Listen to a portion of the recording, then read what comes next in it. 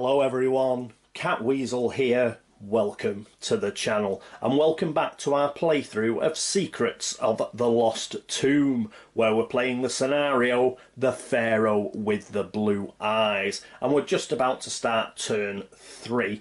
But just before we do, let's just have a quick recap on where everybody is. Our first player is going to be Christopher St. George, and Chris, he is here in the catacombs of the Crusade, so that's where he is. He will be followed by Heidi, and Heidi DuPont is currently in the mine shaft here. And our last player will be James. James is right up here at the top, and he's in the, what is it, Scales of Fate room, if you recall, and he's on the 3rd level because he had a bit of a lift off Poseidon, who washed him down there on a magical wave, which was very exciting for him. Right, so having done that, and oh yes, one other thing to mention is we do have a monster in the tomb. We've got the Unnameable Lich, which is here in the Corsair's cache room, so we're going to have to sort that out. We'll probably get some combat this turn, so that will be exciting, won't it? Okay, having done that, let's get on with turn 3 and the adventure phase.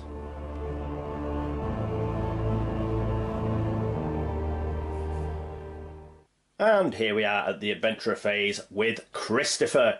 So what's Christopher going to be doing? Well, he's going to spend his first action in order to actually rest. Now, what you do when you rest is, obviously you can recover health, but you can also recover courage. Now, even though he started on -1 courage, if you rest, you go back, or you go as far as you can back to 0 courage.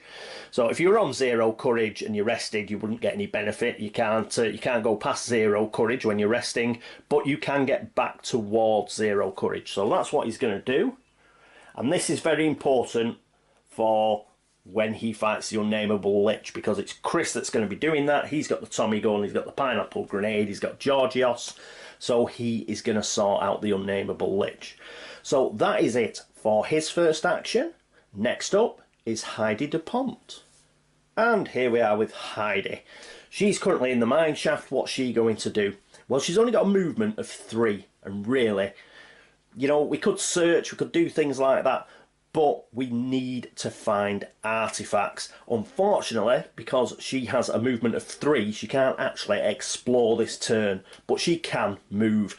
So she is going to move, and she's going to go 1, 2, 3, and she's going to go back to the tomb entrance. She's going to sort of look to go this way. We do have an open door here, so she's going to explore a room up there. Now, we've all still got quite a few actions left, so it's going to be a while before this guy moves, so she should be okay. I could move her towards the 2nd level, but I want Chris with her, because Chris is a much better fighter than she is. For example, that elite can actually attack Heidi. A standard monster can't, but an elite and Raz, they can both attack her, so let's not leave her too isolated. So she'll stay roughly around where Chris is. So she has gone to the tomb entrance, and that is her action. After her, it's James T. Temple. And here we are with James. Who's up there? So, because he's a bit out of the way, what I'll do is we'll just zoom in on him, because he is going to do some exploration. We do need him to actually try and find one of these artifacts. So what we'll do is he's going to explore, so he's going to go 1, 2 and explore down here. Just before we actually zoom in on him, I will turn over that action bullet. Okay, let's see what he finds. And here we are, zoomed in on James. Right, first thing we need to do is we need to explore. Now, just to go very quickly, I did cock his movement up last turn, but not so much as it was an error. He should have had a movement for most of the turn of 2. The reason being, I was saying 3, but I was forgetting his Secrets of the Tomb sort of map, which would have given him 4, and then of course he picked up that flamethrower, which puts him down to 2, because it's a pretty heavy and unwieldy, cumbersome piece of equipment. So he does actually have 2 movement. He's going to use that 2 movement now. So we'll flick. Oh, we've already done it. So he will move 2 and he will explore. So 1, 2. I could move up there because there is a door up there, but because he's only got 2 movement, I want to keep him quite central. So he goes here and he's exploring. So we need a level 3 tile. So the top one is a level 1, that's no good. And the next one is level 3. This is okay. Oh, this doesn't look good. The phylactery vault. Oh, that's good. That is good. So he's not going to use his secrets of the tomb card. We're going to keep that. This time we're keeping it correctly because we have got 3 of these scenario symbols. So that will definitely mean that this is the Staff of Ra room. But it's also a trap room. So we've got 2 trap tokens to put on here. What doors have we got? That's not an opening. 1, 2, 3. We've got 3 openings. What's the trap? It's a mythos test. So we've got to get a success. If we fail, we get Curse of the Tomb. Okay, but because it's a trap, we do have Barbarossa. So he will give us +2 on whatever this test is. So let's put this down. Get James out of the way. That's, yeah, they match. He's in the phylactery vault. First of all, we need a couple of trap tokens. Be a second. There we go. 2 trap tokens. We will get rid of one of these when we do the actual trap test in a second. So it is a mythos test. His mythos is 2. We get +2 from Barbarossa, so that'll be 4 dice. And just to make sure, what we're going to do is we're going to spend an audacity point. So 4, 5s and 6s will actually count as a success. So he's down now to 3 audacity. And he gets 3 successes there, so that's pretty good. So, excellent. We can get rid of one of these trap tokens. There's only 1 left. That's good. And now what we can do is we can crack on with the scenario bit. So let's get the scenario. Let's get the scenario book. Here we go. Zoom in. Curse of the Mummy. We read that last time. So here we go. The first potent talisman, the Staff of Ra. The trigger is either a 2 scenario or a 3 scenario. We've got a 3 scenario, and it's the first time it happens, and this is the first time it's happened. In the centre of this room is a strange platform, and on it sit 3 huge sarcophagi, shaped in the likeness of the great Sun King Ra. On the centremost sarcophagus, Ra's hands are crossed over his chest, holding the legendary Staff of Ra. Woo! This is what you've been searching for. What luck! Pulling with all your might, you yank the staff from the once pristine coffin. As soon as you remove it, the lids of the coffins float up into the air, releasing plumes of horrid fumes, and then smash to the floor. Out of the coffins emerge 3 huge reanimated mummies. This can't be happening. The legends are true. Dun, dun, dun. So what we've got to do is place 3 keepers of the tomb in this room. When you defeat all 3, you gain the Staff of Ra. So he's going to be doing a little bit of fighting, I think. So let's get rid of that and let's set that up. I've got them off to one side from the preparation. Here they are. So let's have a quick look at them. This is the Staff of Ra. So it's mythos and 2-handed. Uses knowledge. And it's +5 combat. If you rotate it, you get +10 combat versus undead and horror creatures. When you've used this card 3 times, you discard it. Well, we won't be doing that because we need it against Raz. It stops one of his abilities or something, or knocks down his hit dice, something like that. We'll check that when we get it. We haven't got it yet because we've got these 3 guys. So we picked out 3 keepers of the tomb. They're normal monsters, thankfully. Undead. And, oh yes, on a critical fail when you're combating them, you become slowed, which is pretty nasty. So they have a movement of 1, courage 2, so we'll sort that out just in a minute. We have 3 combat, they have absolutely no armour, which is good. They have 5 health, they have 1 to evade, and they give you 3 soul shards should you defeat them. So we've got 3 of these babies, and we've got the Staff of Ra. We'll put the Staff of Ra at the bottom, seeing as we've got to defeat all 3 of these guys before we can actually pick it up. We'll just put those in here. I'll set them up properly in a minute. So that's what he's found. Now, because of the courage thing, he has to lose that amount of courage. So he loses 2 courage. He doesn't lose 6 because there's 3 of them. He only loses 2 because it's the type of monster, and he only loses it the once.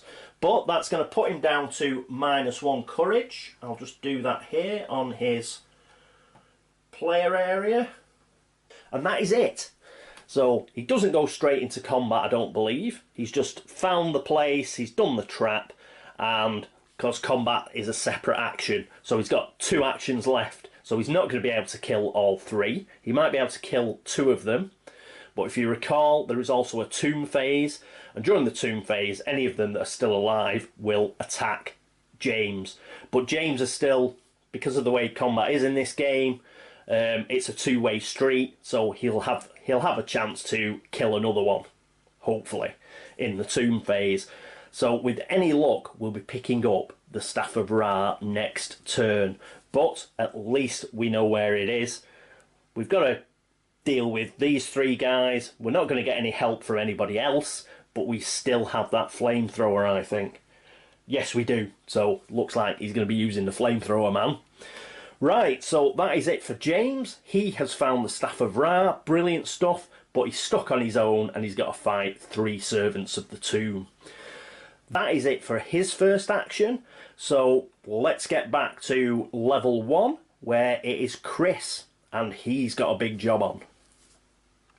And here we are back with Chris. And what's Chris going to do? Well, Chris is going to use an action in order to move. And he is going to go 1, 2, 3. And he is in here with his friend, the unnameable Lich. That has a courage penalty of 3.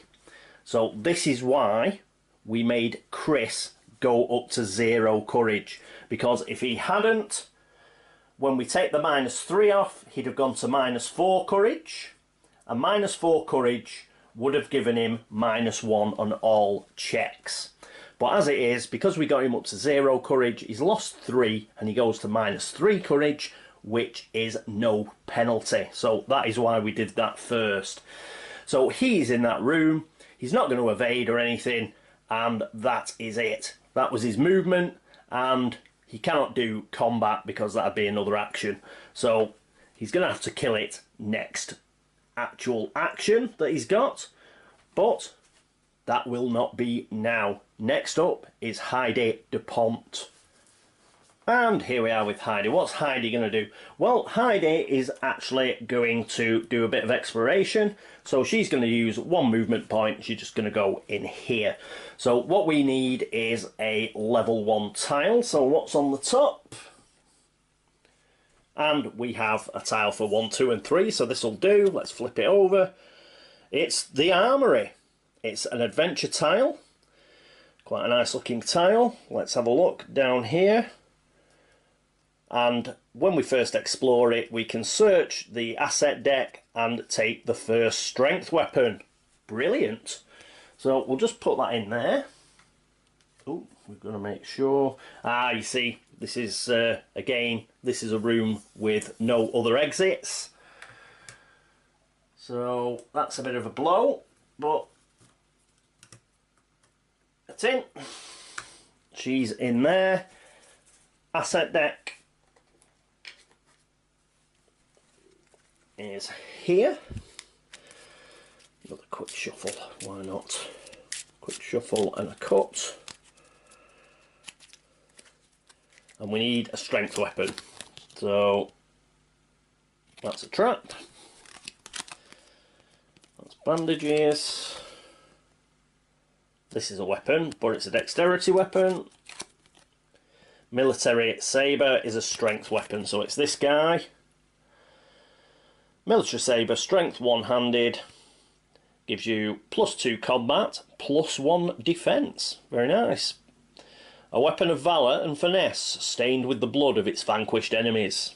So she gets that. We'll put it with the enchanted blade and the hand axe. Probably have to sell a couple of those. We get 5 soul shards each for the sabre and the hand axe, I think. Should keep the enchanted blade, which I've got to remember, gives a +1 to all checks. So yes. Oh, put these back in. Ones that we look through. Shuffle them back in.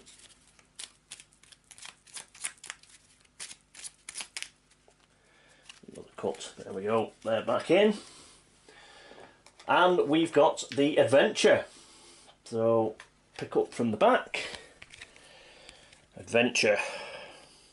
Focus. You stop dead in your tracks when you find a huge pile of treasure. Woohoo! There are diamonds, rubies, emeralds and gold all around. You begin to fill your pockets. Oh, and that's a knowledge. She's pretty good on knowledge. That's pretty good. So her knowledge is... Oh, second action. I'll flick that over. So she's used a second action. Her knowledge is 5. I'm sure we get a benefit from somewhere. +2 from Sir Lawrence, so that's 7. +1 from the enchanted blade is 8. I don't think there's anything else. Nope. Good stuff. So she gets 8 dice. Excellent. Let's have a success. Surely. And there we go. We've got loads of successes. 1, 2, 3, 4 successes. So let's go on to the pass condition. You knew this would be a trap, so you were ready for the hag sneaking up on you. You play possum for a moment, and then throw a handful of gems in her face. She staggers back and trips, impaling herself on a spiked golden sceptre. Bah ha ha ha! Yeah, grotesque. So we get +1 dexterity and a treasure. Woohoo! Get rid of that. Let's get the treasure first.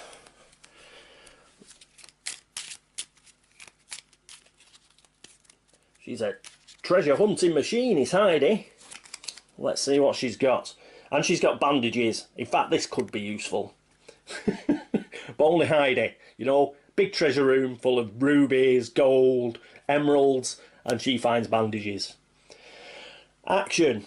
Oh, you use knowledge. That's brilliant. Target adventurer gains +3 health for each success rolled. May not exceed starting health. Discard this card after use. Very good. That could come in the final battle. So we'll put that on her player area. And she needs, is it +1 dexterity, I believe? Let me just check again. Shouldn't have put the card away. +1 dexterity it is. I'll go and dig that out. So there we go, one of these small tokens. These are double-sided. I don't think I pointed it out last time, so get +2 on the other side, but we've got +1. So she now has a dexterity of 2, so that is very useful for her. And that is it for her second action. After Heidi, let's get down, see James. He's got a bit of fighting to do. And here we are with James. So for his second action, he's actually going to combat. And he's going to be using the good old flamethrower. So let's have a look. It's a dexterity weapon, two-handed. He's going to get +8. And it ignores armour, which doesn't really affect us in this particular instance because the Servants of the Tomb don't have any. -2 movement, we know about that. And on a hit, it will do +3 damage. That is brilliant. If you are damaged by a creature, roll a die. On a 1 or a 2, you take 5 damage, and all creatures and adventurers in that room take 3 damage, then discard. So hopefully we won't get a blowback on it, and we'll be fine. I'll put this over here with the Staff of Ra and the gentleman we're fighting. Let's zoom over there and see what we're going to do. One thing to remember, though, is we will not have something called an outnumber bonus. If you outnumber the monster, then you get a +1 bonus. We do have a companion in Barbarossa, but there are 3 of them, so we're not outnumbering them. But if we do get them down to a single servant of the tomb, then that will kick in because we have got an extra companion. But as it stands, we do not get that bonus. Just before we go over there, let's have a look. It's a dexterity weapon, so we'll be using his dexterity of 3. He also has a special ability, which is +1 combat when using two-handed dexterity weapons. So even though it's called rifleman and this is actually a flamethrower, it does count. It's a two-handed dexterity weapon, so he's going to get +2 from that. Whatever, the +8 from the flamethrower itself, that'll give us 10. We don't get anything from Barbarossa, so I think that's it. We're just going to have 10. I'll check that, but let's zoom across and see the combat.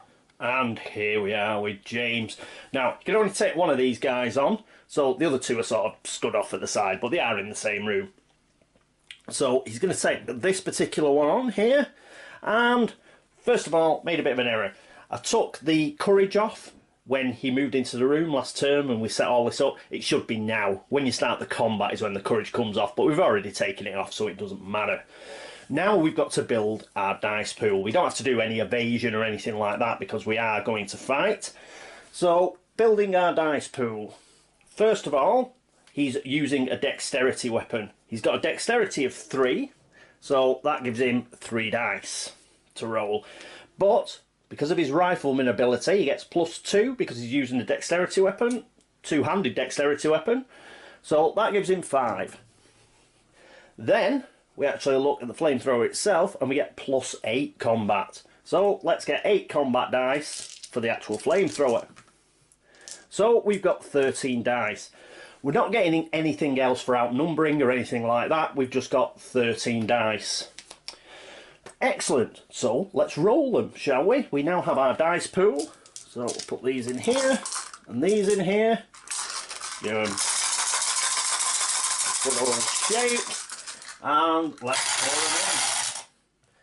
them in. And a couple of these have cocked at the end. What we'll do is we'll just re-roll these after we've added these. It is a lot of dice.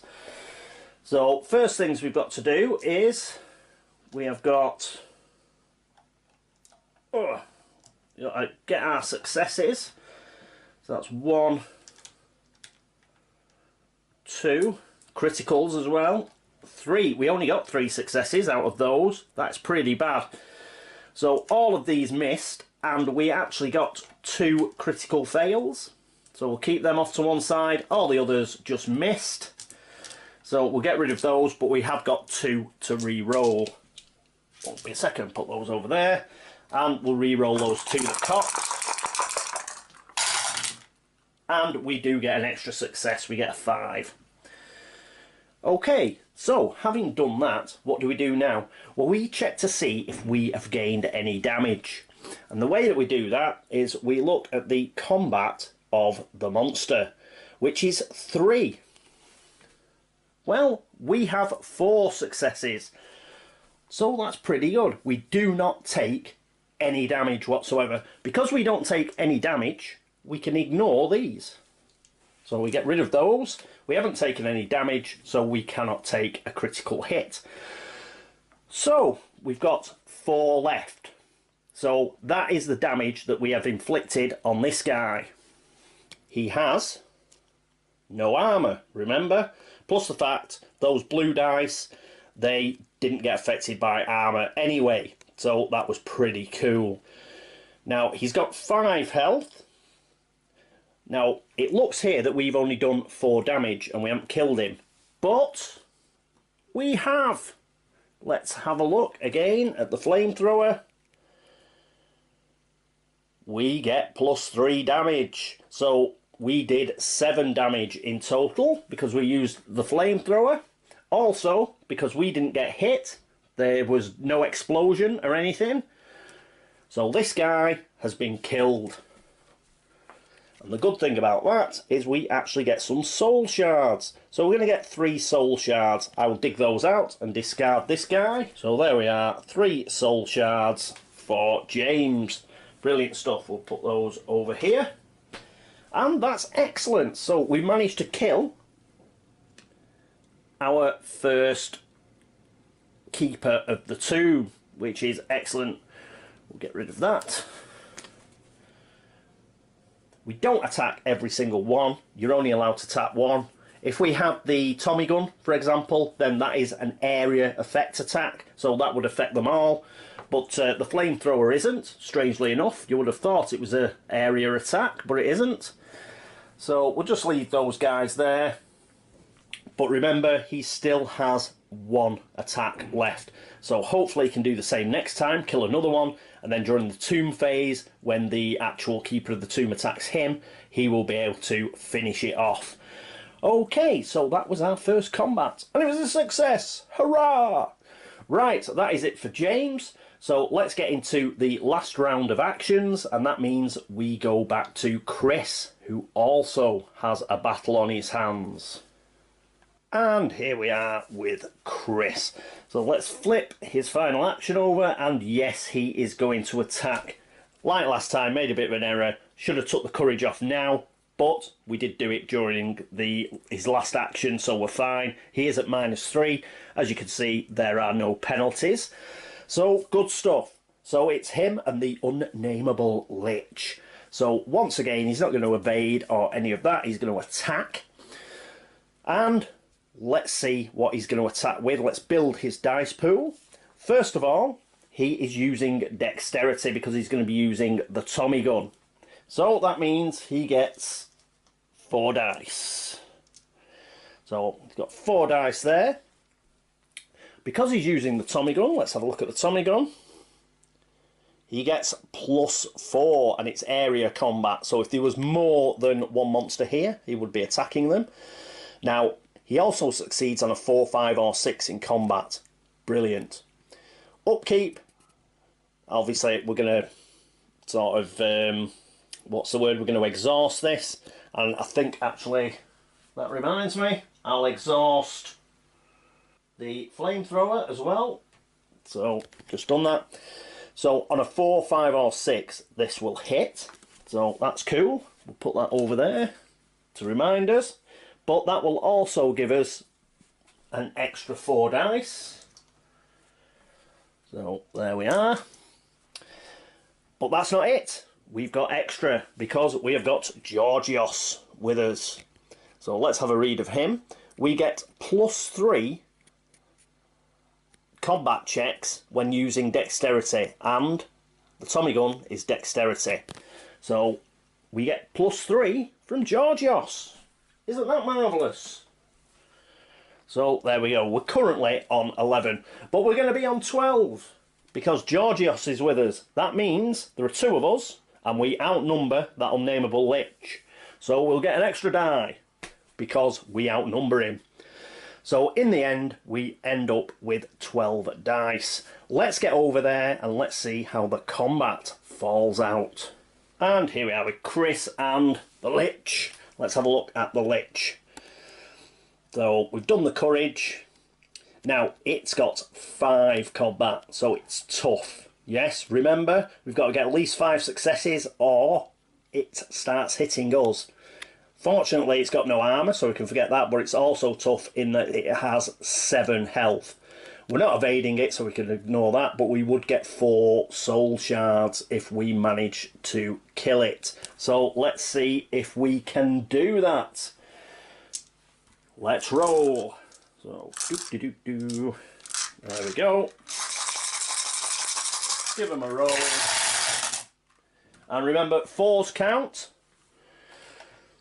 So let's get, right, that 2 is a miss. We can get rid of that. That 6 is a hit. That 6 is a hit. That was a 6. That 3 is a miss. The 5 and the 6 are hits. Excellent. That 4 is a hit. My understanding is, you know, normally we just do them. Oh, you can't see them. Hang on. There we go.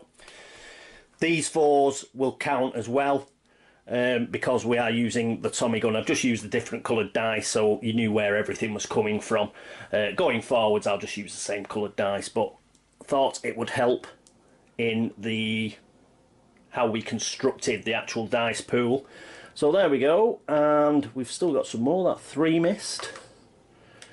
That 3 missed. We've got a 1. We have to keep that just in case. We'll just put that there. But we also got a 4 and we got another 6, which is a critical hit. So excellent. This is looking pretty good. So there we go. All in all, we got 1, 2, 3, 4, 5, 6, 7 hits. And that is enough, I think. So we got over the 5 combat that the Unnameable Lich has, so it doesn't hit us, so we can get rid of that 1. That doesn't matter. That's not going to cause us any problems. And we hit it 7 times for 7 damage. Good old Chris doesn't miss with a Tommy gun. So we're going to get 4 soul shards for defeating this monster. Let's sort that out. So there we go, 4 soul shards. Put those on his player tray. Brilliant. So 2 successful combats there. That's brilliant. Get rid of all the dice. And we have got rid of a nasty monster that needed getting rid of. So that is brilliant. Tommy gun can go back onto his player area, but it does have to be exhausted. Good, good, good. So I think I'm doing this right. Let me know if I'm doing the combat wrong. I'm sure you will, but hopefully I'm doing it correctly. Right, so that is the end of his adventurer phase. So let's have a look at Heidi. And here we are with Heidi. So what is she going to do? Well, we're going to have to explore. So there's just no 2 ways about it. So she's got 3 movement, which is just enough. So she can go 1, 2, and we do have a doorway here. She's going to come here. Let's get that out of the way. So she's going to explore here. So she needs a level 1 tile, and there's one on the top. Let's flip it over. We have the Well of Souls, Indiana Jones, baby. So here we go. Oh, and we've got one of these. That means we've got our second artifact going to turn up, but it also means we're going to get something nasty. And it's Heidi, and Heidi isn't very good at fighting. But hopefully Chris will be able to get over there or something. We'll sort something out. But before we get onto that, is there an exploration thing on it? No, there isn't, is there? No, all it is we go straight into that. There isn't even an adventure or misadventure. So let's find out what's in here. Well, it's the ruby scarabs, isn't it? So we need those to match. We'll do it that way. That works pretty well. Right, she's in here. And that means we've got scenario 2. So let's just find it. Let's grab the book. Flick over. Right. So here we go. The second potent talisman, the ruby scarab. Trigger is either a 2 or a 3 scenario symbol. We got the 3 scenario symbol on the second time. You feel an intense power here. It must be the next potent talisman. After searching for a while, you notice a dull red glow emanating from a gem embedded in the huge statue of Khepri, god of scarabs. It's the ruby scarab. As you pry it from the statue, the stone springs to life, and swarms of scarabs burst from the hole previously covered by the gem. Place 2 carnivorous scarabs and their swarm tokens in this room. When you defeat them all, gain the ruby scarab. So yes, she's in a bit of a pickle. I would have preferred Chris to have found this, but she has... Oh, by the way, let's move her action over. But she does have the enchanted blade, she's got the Necronomicon, she's got all sorts of... She's fearless, so perhaps it's not too bad. Let us get that stuff out. So I've got the ruby scarab and the carnivorous scarabs. So it won't be a second. Right, so a couple of ruby scarabs, and we have the actual artifact itself. Let's have a quick look at it. So it's a mythos artifact, ruby scarab, +2 mythos, and during upkeep you can get +2 health. Oh, very useful. So we'll put that there as well. We'll just stand her on it. Right, so let's just check the thing again. Yes, we need the swarm tokens. So there's one there. Whoop. And one on the other one. Now, normally, let's have a look at the carnivorous scarabs. So essentially there's 6 of them. So that's what's in a swarm. So we've got 12 carnivorous scarabs essentially in this room.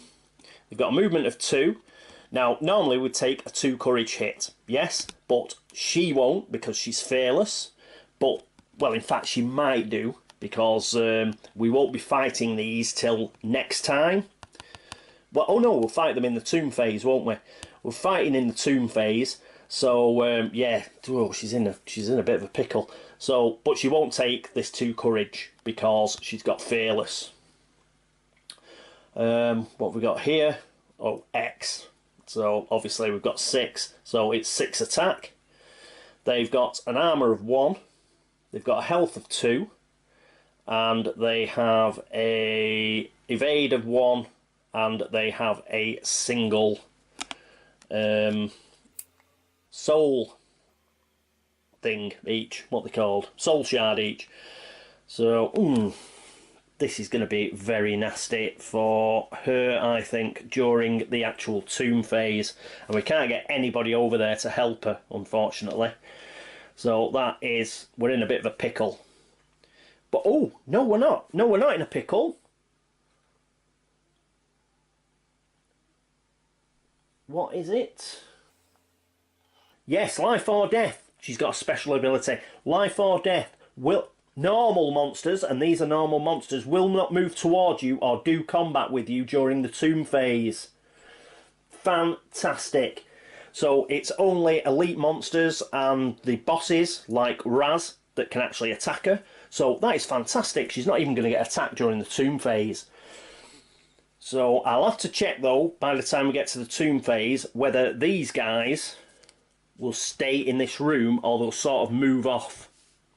Because if they can't attack her, then I imagine they've got to move towards somebody they can attack, like Chris. And if that happens, that is fantastic. So I think she can actually take this then. So she's got the ruby scarab. Fantastic. So that is brilliant. And what does the ruby scarab do?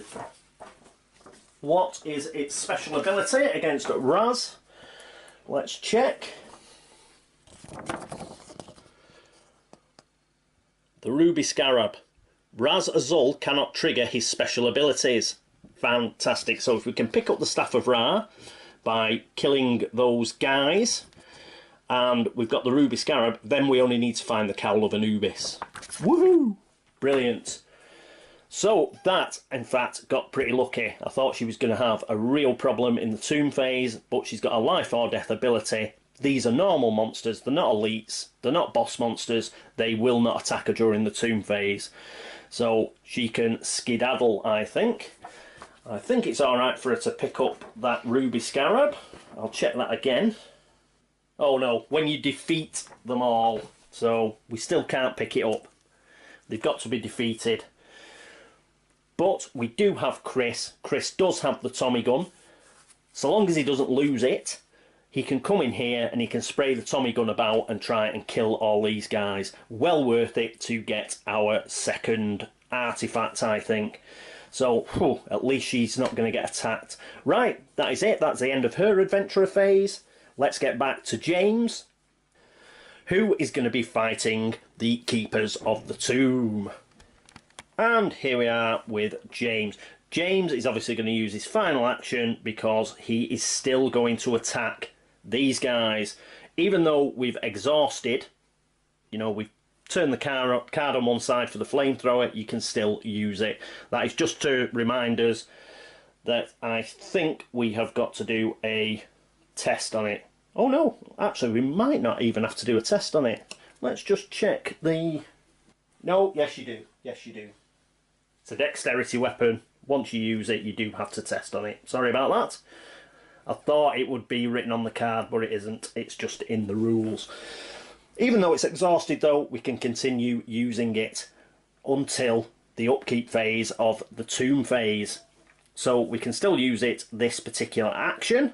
And obviously it's going to attack the other keeper of the tomb over here. So let's move over there. We saw how we constructed the dice pool last time. It's going to be exactly the same. So let's see how we get on. And here we are with James. Remember, because he's got 8 dice off the flamethrower, he's got 5 dice himself, 3 are his base dexterity, and 2 because he's a rifleman. And let's roll them, baby. We need 5s and 6s. And again, 2 of cocks. I should have remembered that. Can't fit 13 dice in here. I'll re-roll those again. But we've got a 6. A 6. Oh yes, I think we've got enough. A 5. 2 more 5s here. Whoop, it's 5. Yeah, I think this is enough.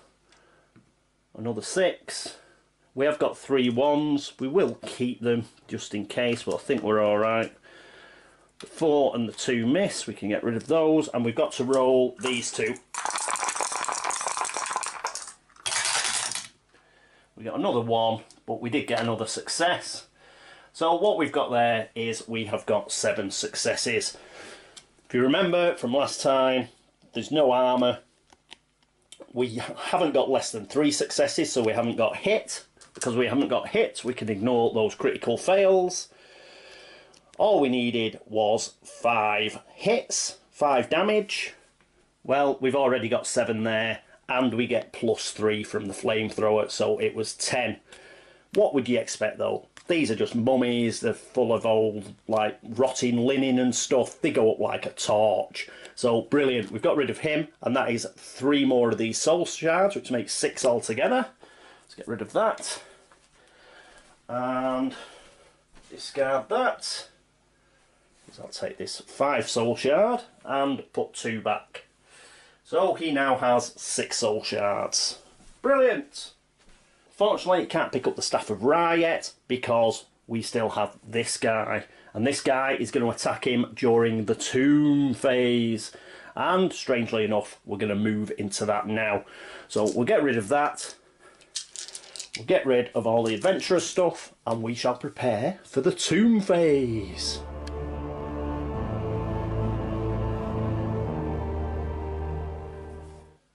Hello everyone and welcome to the tomb phase. A slightly delayed tomb phase. It's got interrupted at the end of the adventurer phase and I wasn't able to get back. So this is about 2 days after the adventurer phase because a load of other stuff sort of got in the way. But hopefully I can remember exactly what went on. So I think I can remember what's gone on. So right. Let's get straight into the tomb phase. First thing we've got to do is draw a tomb card. So here we go. Whoop. Get a quick shuffle. And hopefully we will get a green card instead of all red ones that we've been getting. So here we go. And we do get a green card, so excellent. No place to hide. All. Cannot use Mythos weapons this tomb phase. Well, that's okay. We haven't got any Mythos weapons. Move creatures. Right. Moving creatures. These guys aren't going to move. Why? because they have an adventurer in their room. If monsters have an adventurer in their room, they do not move. Similarly, that means the Keeper of the Tomb isn't going to move because he's in the same room as James. So no creature movement. Then we have creature combat. Heidi here will not be taking part in creature combat because she has a special ability, I believe. Let me just check. Yes, life and death. Life and death means that standard monsters will not attack her in the tomb phase. These are standard monsters, so she doesn't get attacked. However, James, he is going to be attacked. So he's going to get attacked by the Keeper of the Tomb. Now, combat in the tomb phase is very similar to combat in the adventurer phase. The only difference is pretty much around evasion and things like that. He's not going to evade because he does actually want to take this guy on. Remember, he's got the flamethrower. So let's make up the dice pool. He gets 3 dice for his base dexterity.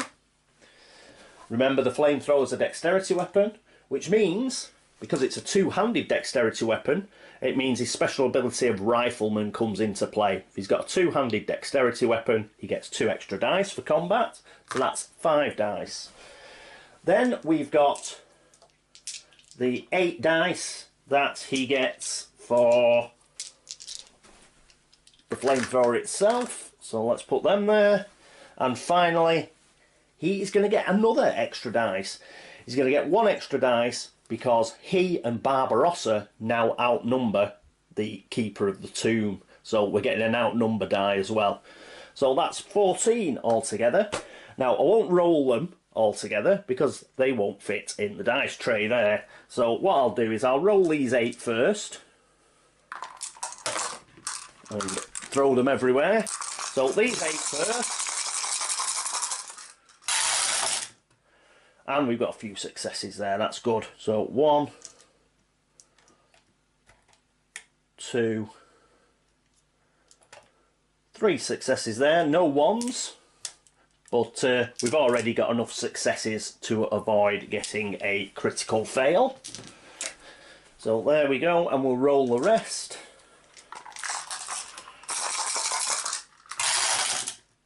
And we get another shed load of hits. So I don't think we're going to have any problem here with this amount of hits. So let's get rid of those. So what we've ended up with there is 7 hits. We get +3 from the flamethrower, so it's 10 hits, basically. So it had 3 combat, so we don't get hit at all. Had absolutely no armour, but we have the flamethrower anyway, which ignored armour. It's got 5 health. We got 10 hits. Bye-bye, Mr. Keeper of the Tomb. And that is brilliant news. Why is it brilliant news? Because it means that we can pick up the Staff of Ra. So it's a Mythos two-handed weapon. We can't use it this tomb phase because of our the card we picked up, but that doesn't matter really, does it? We just want it because it's the artifact. So it's +5 combat. If you rotate it, you can get +10 combat versus undead and horror creatures. When you've used this card 3 times, you discard it. But yes, we're going to keep this because we need it against the big man. So we'll put this on James's player area. Excellent stuff. So that is it for combat. And now we have got spawn creatures. Unfortunately, we've got to spawn an elite creature on level 1. We haven't got to level 2 yet, so we're fine. But it is an elite on level 1. And that is going to spawn right next to Chris, because this is the only red bordered room and he's stood in it. So let's get the elite deck. There we go. See what we get off the bottom. Ooh, it's a skeleton pirate. So on a critical fail, you become targeted. It's got 4 movement. You lose 3 courage, 5 combat, 1 armour, 7 health.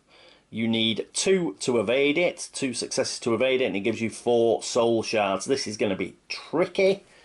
That goes in with Chris. Let's just put the deck away and sort this skeleton pirate out. There we go, put him in a stand. And I suppose it's quite thematic. He's turned up in the Corsair's cache. He's come alive in order to defend his cache. Right, so that's that done. That is the spawning done. Now we have upkeep. There's one thing I did read up on the upkeep. We do not have to do upkeep for the flamethrower. It would actually have upkeep written on the card, so I was right first time. But we still have to do Fearless, and we still have to do Chris's Tommy gun. So let's put them down there. Another thing we do as well when we do upkeep is we do refresh all the action bullets. So I've done that, and we'll just get on with rolling for Fearless. We'll use one of these 6s. You need to avoid getting a 1. We get a 3, that's fine. So that can go back to Heidi. And let's use another 6 to roll for the Tommy gun. And we get 4. So the Tommy gun has not yet run out of bullets. Brilliant. Because he's going to need it against that elite monster. So that is all our upkeep, I think. Oh no, we've got to roll on here, haven't we? That's why I put this die here. A 1 to 3, we will get a monster spawning on the journey to the tomb tile. And again, we get another bloody spawn. So it's this deck with the gorillas and whatnot in it. So let me get that.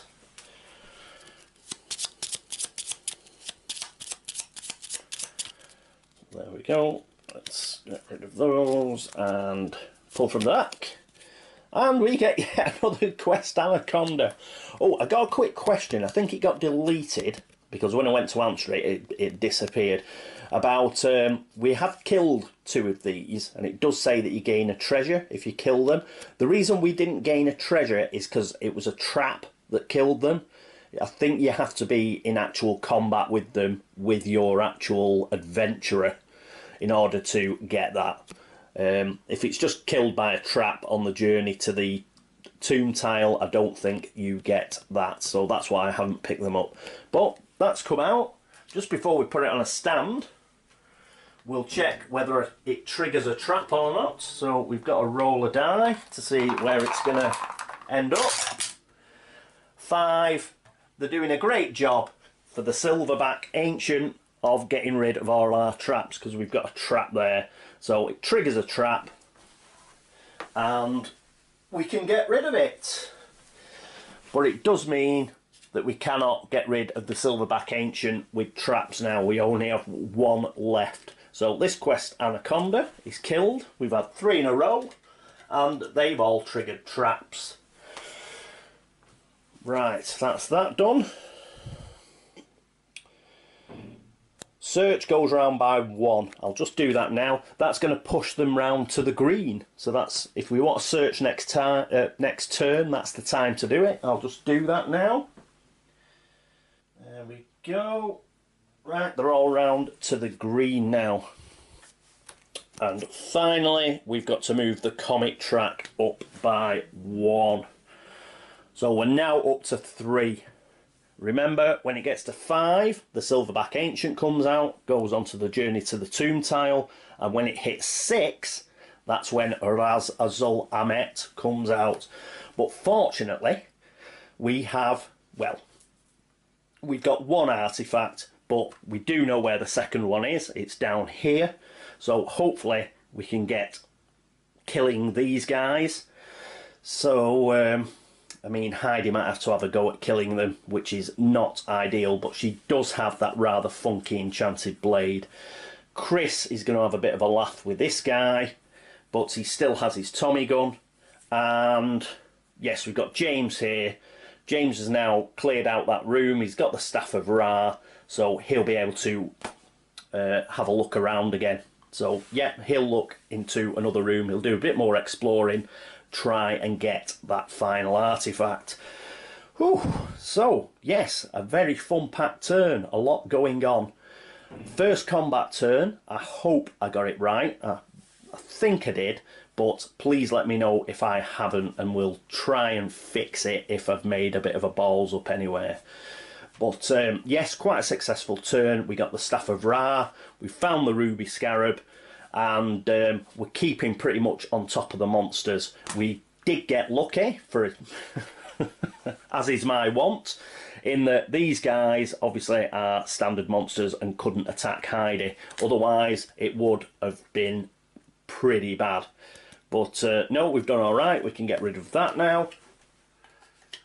And that is it for turn 3. So thank you so much for watching. Apologies for the slight delay. As I say, I had to leave it a couple of days, sort of halfway through. But I think I remembered everything in the tomb phase, so I think we're okay. So, as I say, thanks so much for watching. Thanks for all the views, thanks for all the subscriptions, and thank you for all the likes. It's absolutely fabulous, thank you. Thank you to everybody who's been across to Board Game Links to upvote the site. We're still in 11th, we're on about 193, so that's brilliant. It'd be ace if I could get over last year, which was 270 odd, that'd be brilliant. So thank you very much. And thank you to everybody who's gone to Board Game Geek to, you know, like the threads, like the videos, or comment over there. Thank you so much. Okay, that is it for turn 3. I do hope that you join us for turn 4, where we will be looking for our final artifact, and hopefully we will get there. But until then, this is me, CatWeazle, signing off. Toodaloo.